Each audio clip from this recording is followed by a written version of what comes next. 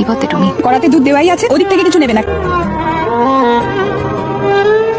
এই কতবার বলেছিলে এরকম পয়সার করে একটু করবি না, তুমি আর বড় হবে না। শ্বশুর বাড়িতে গিয়ে তুই কি করবি? তোমাদের ছেড়ে শ্বশুর বাড়ি যাচ্ছে কি? হ্যাঁ এ বাবা আমার হ্যাপি বার্থডে টু ইউ। হ্যাঁ পায়েস খেয়েছিস? বানাচ্ছি।